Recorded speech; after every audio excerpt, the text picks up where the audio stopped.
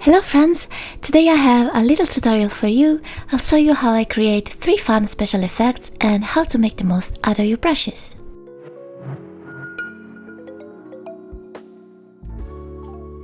The effects I'll show you today are sequins and glitters, holographic fabric and gemstones. But before we start, I want to give you some default brushes suggestions. This you can already find on Procreate and you can pretty much create the same effects, although I suggest you to download my special effects brushes from my Ko-fi. These 3 sets in particular are free and you'll find them below in the description. Okay, so let's start the tutorial with sequins and glittery fabric. This will be the quote-unquote easy one. Okay, so we have our base layer ready. Let's create a new layer above. I'll use the clipping mask technique as always. For a more in-depth explanation, you can watch my coloring guide video. I'll link it above. And let's do our regular shading on this layer.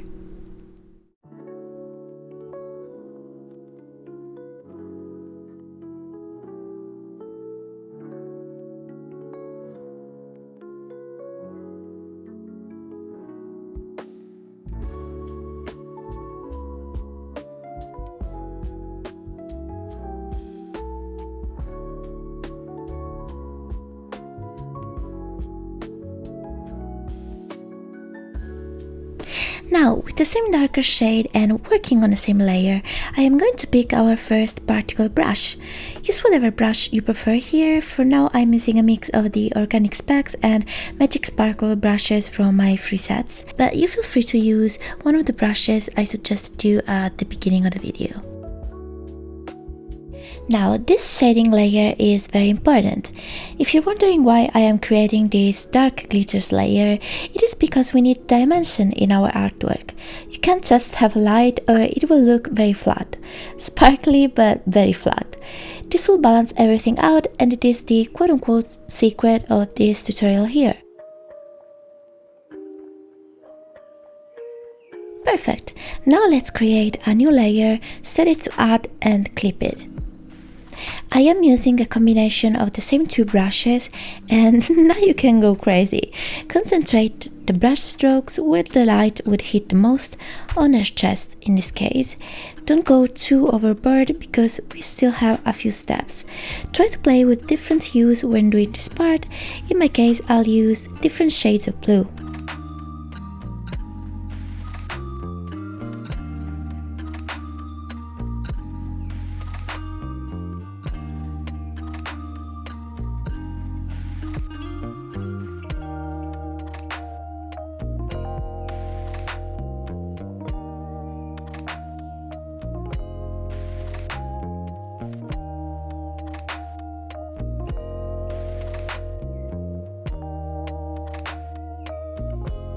Now let's duplicate this layer, go to adjustments and chromatic aberration.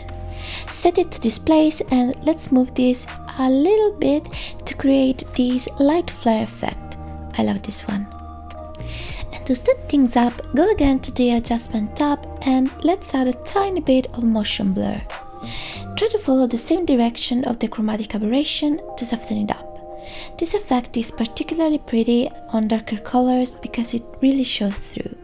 And now for our final details, you can use the Procreate luminous stylus I showed you before. You get pretty much the same effect. I'll use a rainbow variant I created and this you can find in the prismatic set. And let's start adding some details by hand, marking the edges of the top 2 and adding details here and there.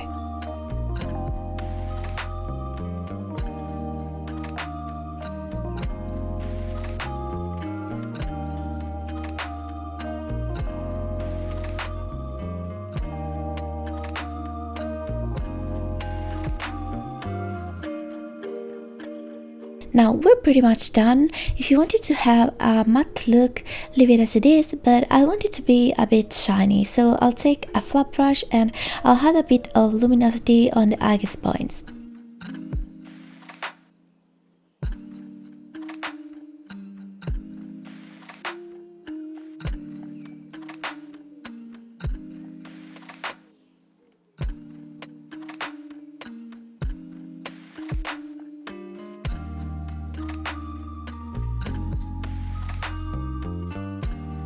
And now that we're done, it's a good time to go back to your shading layer and see if you want to intensify it a little bit. If you feel like it's getting a bit lost between the sparkles, simply setting the shadow layer to multiply can do the trick.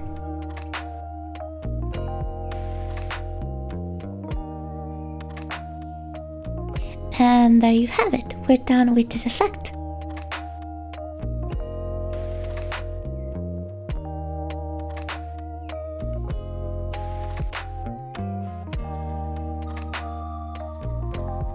Let's move on to another effect I love doing, which is the holographic leather / fabric. This looks particularly nice for space suits or leather boots. As always, we start with our base color ready, new layer above it, and let's clip it. As we did before, this will be our basic shadow layer, so let's quickly add our shading. And to do this, I am using my trusty flat brush.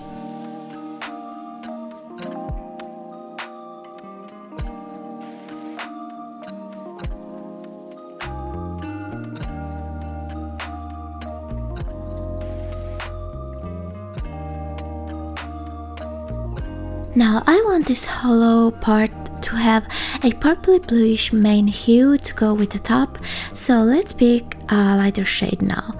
Keep this color a bit muted because the saturation will come later, and let's place our first indication of a highlight.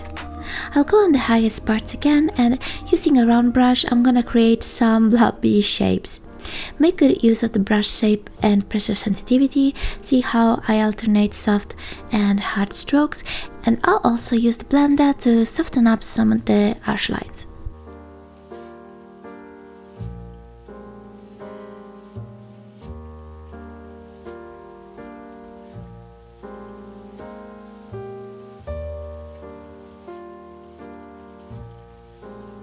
So, working on the same layer now, I'm gonna pick a lighter shade of blue, and with a soft brush, this time I'm going to mark the right side of our guidelines we created.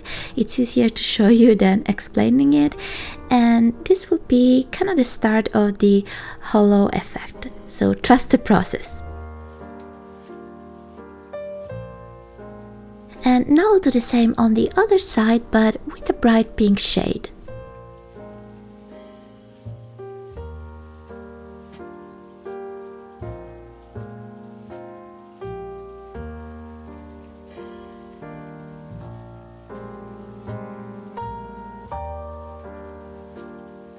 Alright, so let's create a new layer, set it to add and clip it. This will be our main highlight.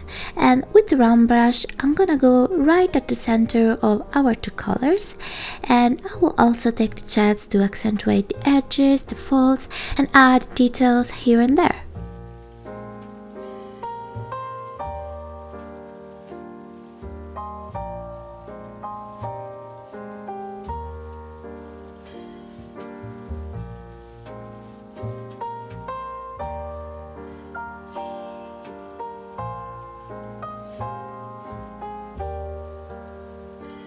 Perfect. At this stage you can pretty much let it be and you're done, but of course we do the most here, so I'm gonna duplicate this layer and add a tiny bit of chromatic aberration and motion blur like we did for the sparkles before.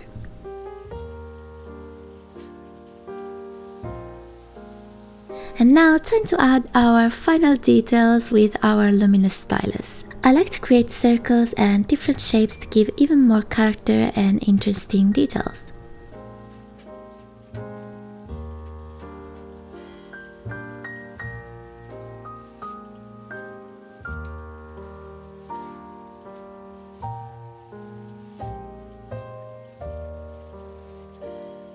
And here is when I realized I forgot to color an entire sleeve. I don't know if I should worry about this, but okay, let's just add a couple details.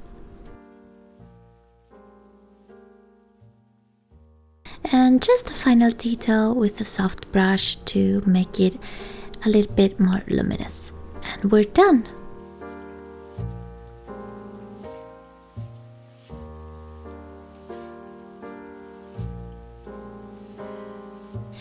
And for our final special effect today, I'll show you a fun way to create gemstones. just like this one.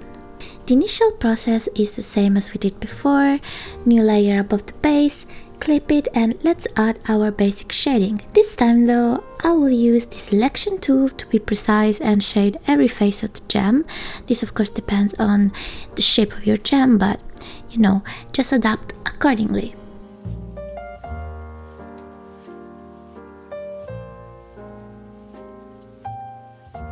I will also use my trusty flat brush to create more details in the shadows here and there.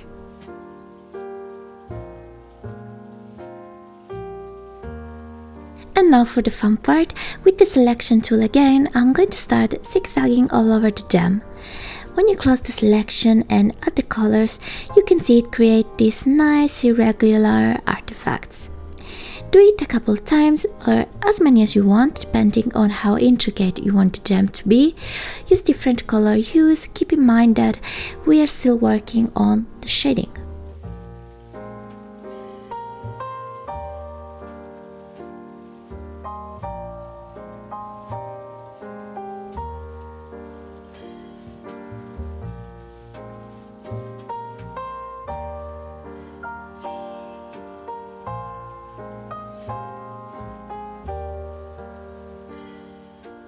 I think I'm happy with that, so now we can replicate the process on another layer set to add for the highlights.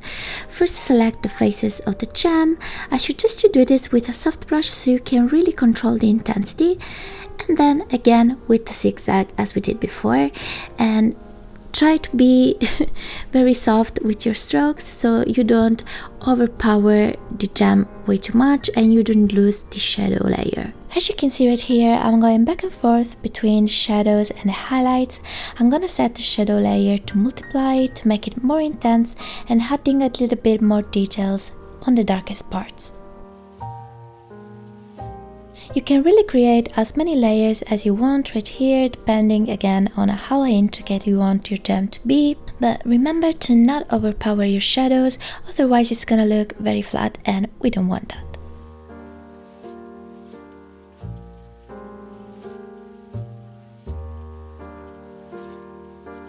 Adding just a little bit of chromatic aberration to the highlight layer. You probably understood by now that I really like this effect. And as you can see, we are missing a little bit of definition, and this is because our lined color got lost in there. So let's brighten it up and make it pop. To do this, set your line art layer to alpha lock so you can recolor it without going outside the borders.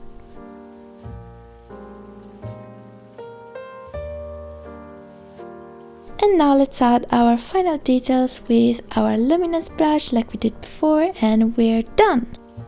Thank you guys so much for watching. I hope you enjoyed this tutorial. Let me know if you wanna see more. Remember to subscribe and have a lovely day. Bye!